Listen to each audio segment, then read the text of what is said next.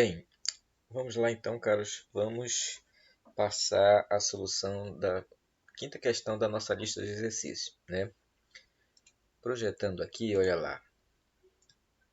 Na quinta questão, ele diz assim, olha, considerando os dados de resistência e tração de fios de juta com ângulo superficial de torção de 15 graus e da matriz de poliéster dados abaixo, calcule a resistência à tração e o módulo de elasticidade esperados de um compósito de matriz poliéster reforçado com fios de jutas unidirecionais alinhados a 90 graus em relação ao eixo longitudinal de solicitação do corpo de prova, com 37,5 de fração volumétrica de fibra e 12,3 de porosidade. Escolha justificadamente os modelos que melhor se ajustem para calcular as propriedades pedidas. Use a tabela de Casaril, etc. Vejam que aqui são exatamente as mesmas condições da questão 4. Olha lá. A gente tinha 37,5 de fração volumétrica de fibra e 12,3 de porosidade.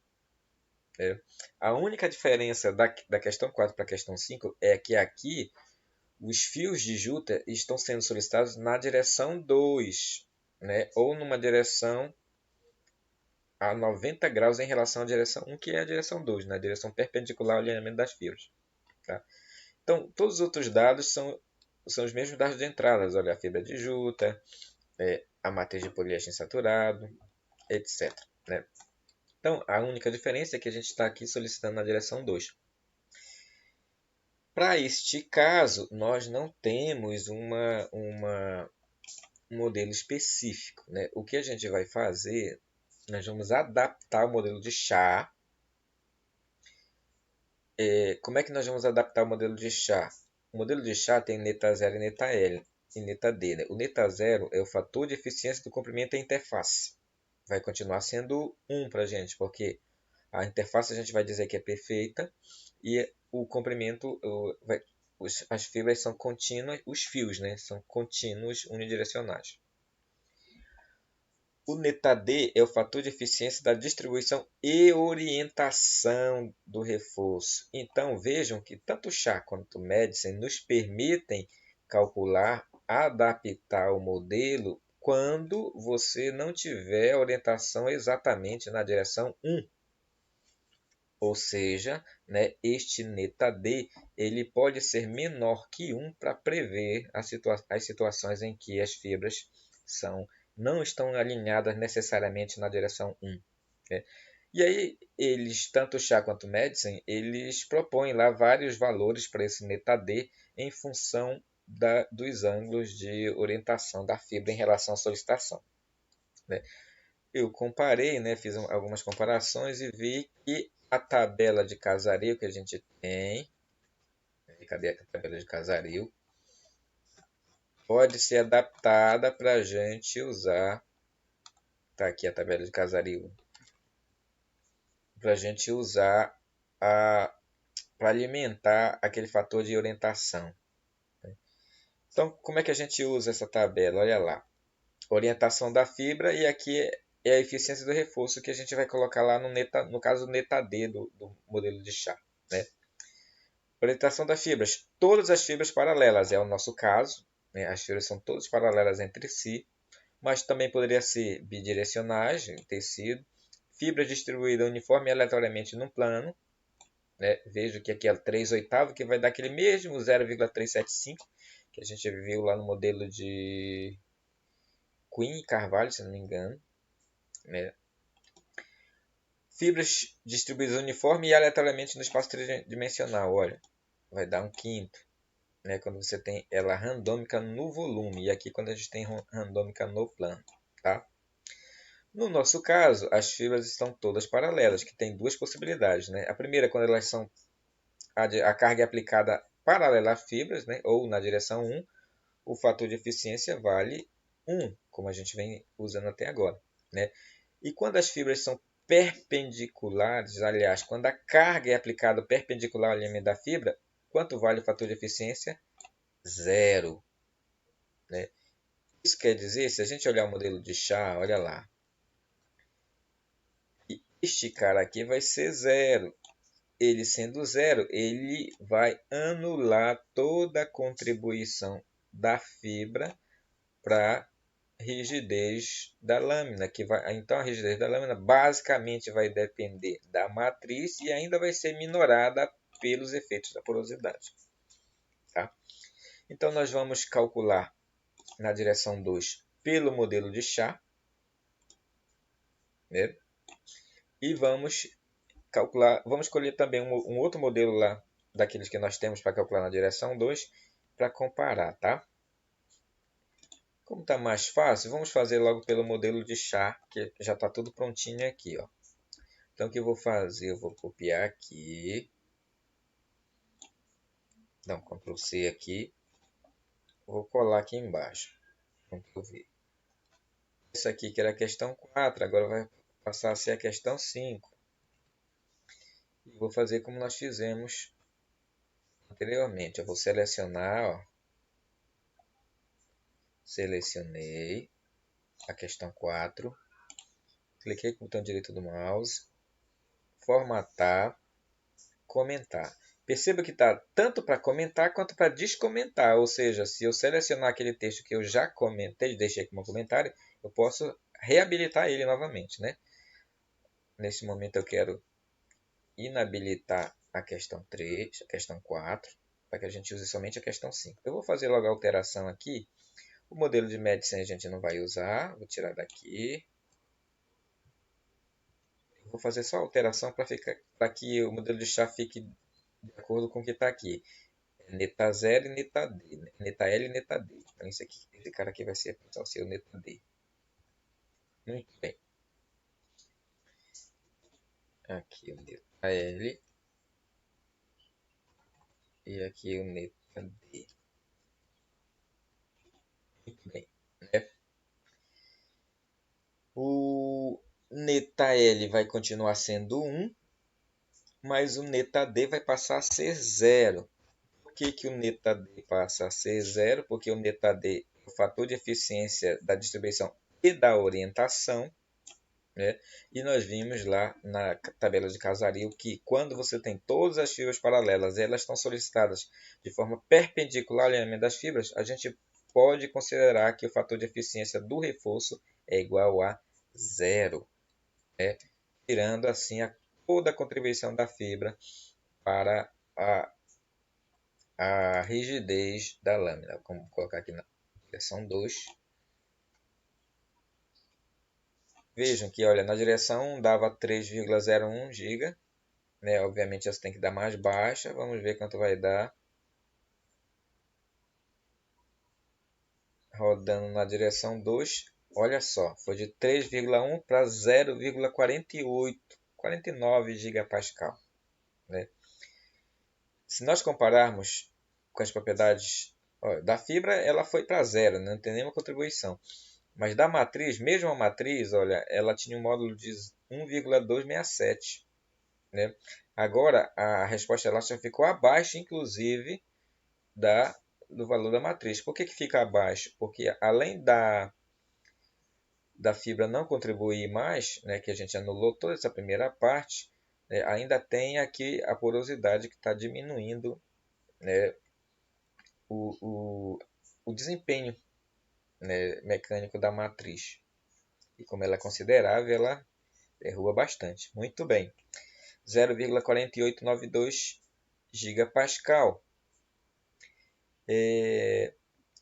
Encontramos essa primeira opção aí. Vamos escolher um outro modelo para a gente calcular também para a direção 2. Olha lá. Nós temos alguns outros modelos que não prevêem nem o uso de fibras, né, e nem a porosidade. Então, em teoria, a gente teria o modelo que a gente vai usar aqui vai superestimar, né, já que ele não prevê todas as condições de ensaio. Né? Vamos usar o modelo de Hopkins-Say, que a gente não usou ainda.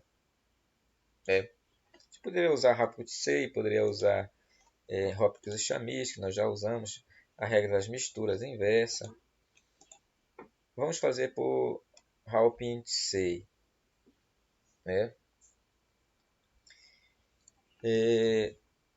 Ficaria assim, né? A gente tem que calcular esse neta aqui para depois calcular, né, pelo modelo em si.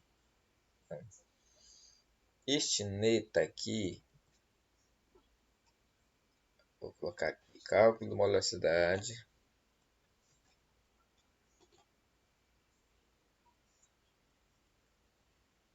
cálculo do módulo de elasticidade da lâmina pelo modelo de Hawking-Picey.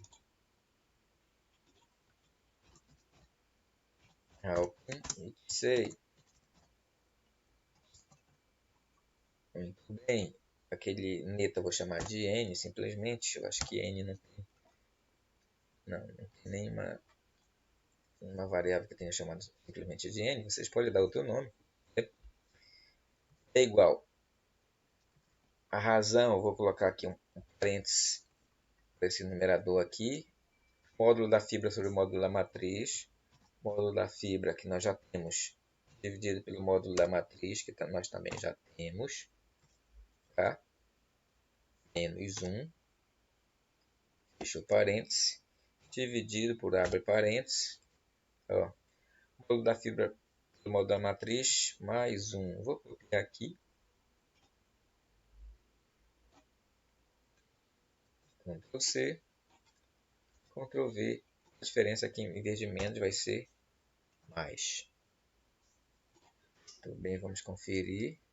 Fibra matriz menos 1, fibra matriz mais 1. Tudo bem, vou rodar aqui. Rodei. A gente tem esse valor de N, está dando aqui 0,762. Muito bem, agora vamos calcular a propriedade em si, né? O reduz pelo modelo de Hawking-Picey.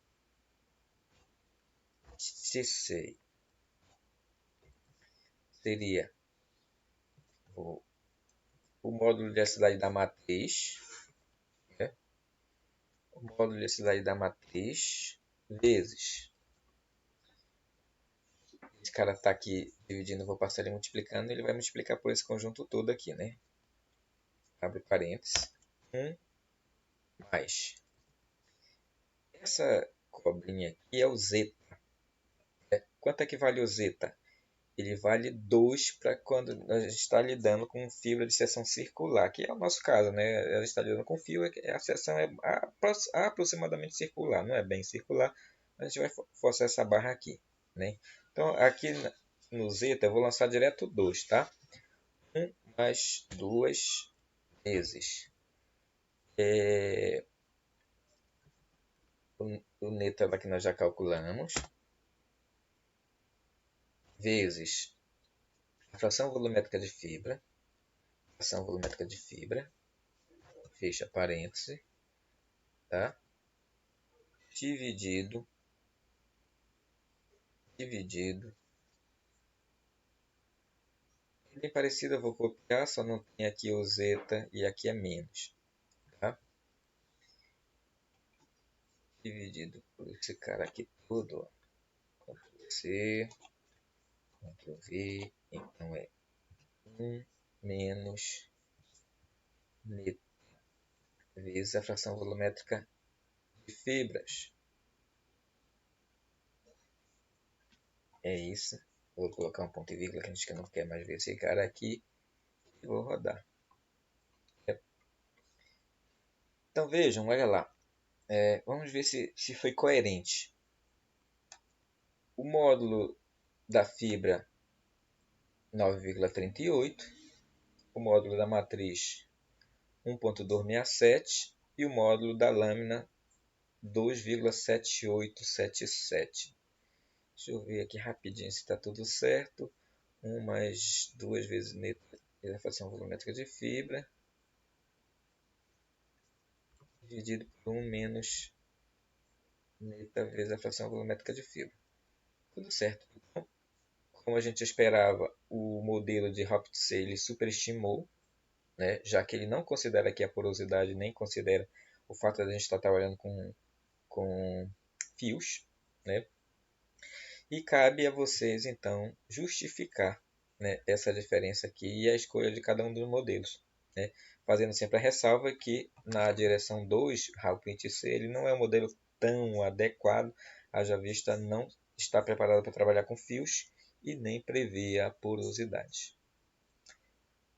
É isso então, assim, com isso a gente fecha a questão 5 e vamos ficar agora somente dependendo de encontrar, né, os dados da última questão. Deixa eu ver se esse cara carrega aqui para poder parar a gravação do vídeo. E agora,